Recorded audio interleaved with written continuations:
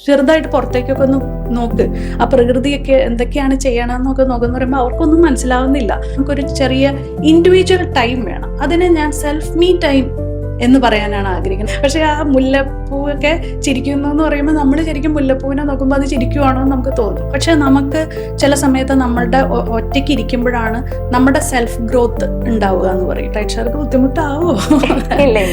അതുപോലെ ഞാൻ എന്താണ്, അല്ലെങ്കിൽ ഞാൻ ചെയ്തു പോയ തെറ്റുകളെ എങ്ങനെ എനിക്ക് കറക്റ്റ് ചെയ്യാൻ പറ്റും. മാം, ഈ ഒറ്റപ്പെട്ടിരിക്കുക, അതിനെ കുറിച്ചിട്ട് മാമിന് എന്താണ് പറയാനുള്ളത്? ശരിക്കും പറഞ്ഞാൽ ഈ ലോൺലിനെസ് എന്ന് പറയുന്നതിനോടെ ഞാൻ പലരോടും പറയാൻ ആഗ്രഹിക്കുക വെച്ചാൽ, ലോൺലിനെസ്സിനെ എന്തുകൊണ്ട് നമുക്ക് പോസിറ്റീവായിട്ട് എടുത്തുകൂടാ?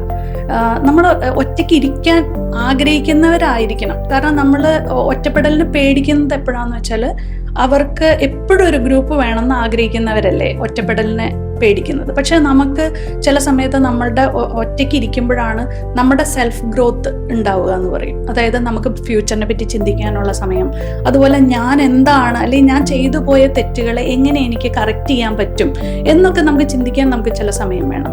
അതേപോലെ തന്നെ നമ്മൾ സെൽഫ് ഗ്രൂം ചെയ്യാനായിട്ട് നമുക്കത് പഠിത്തമാവാം, അല്ലെങ്കിൽ നമ്മളുടെ ഫിസിക്കൽ അപ്പിയറൻസ് എങ്ങനെ ബെറ്റർ ആക്കാം, അതിനെപ്പറ്റിയൊക്കെ നമുക്കൊരു ചെറിയ ഇൻഡിവിജ്വൽ ടൈം വേണം. അതിനെ ഞാൻ സെൽഫ് മീ ടൈം എന്ന് പറയാനാണ് ആഗ്രഹിക്കുന്നത്. അല്ലാതെ നമ്മളത് ലോൺലിനെസ് എടുക്കണ്ട. നമ്മൾ എത്ര ഒറ്റയ്ക്കിരുന്നാലും നമ്മൾ പ്രകൃതിയെ നമുക്ക് ആസ്വദിക്കാം. അല്ലെങ്കിൽ നമ്മൾ ഒറ്റയ്ക്ക് ഒരു ഷോപ്പിങ്ങിന് പോകുമ്പോൾ, നമ്മളിപ്പോൾ ഫോർ എക്സാമ്പിൾ കാലിക്കറ്റിലുള്ള SM സ്ട്രീറ്റിലൊക്കെ നടക്കുമ്പോൾ ഞാൻ ഒറ്റയ്ക്ക് ഷോപ്പ് ചെയ്യാനായിട്ട് ഞാൻ ഭയങ്കരമായിട്ട് ഇഷ്ടപ്പെടാറുണ്ടത്.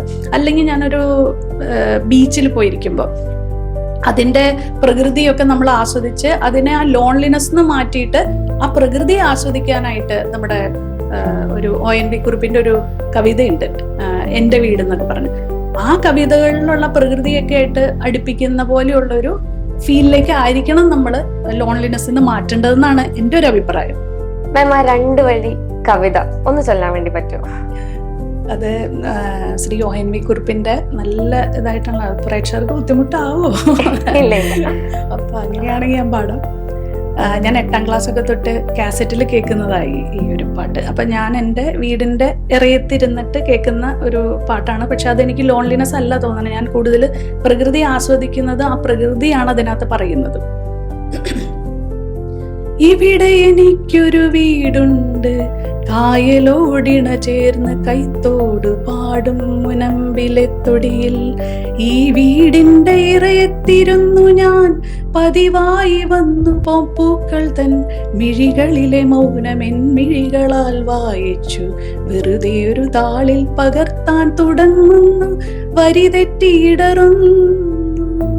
കിളിമരച്ചില്ലയിൽ പടരുന്ന മുല്ലയ്ക്ക് ചില നേരമെന്തിനോ ചിരിയോടു ചിരി പൊട്ടിയുതിരുന്നു.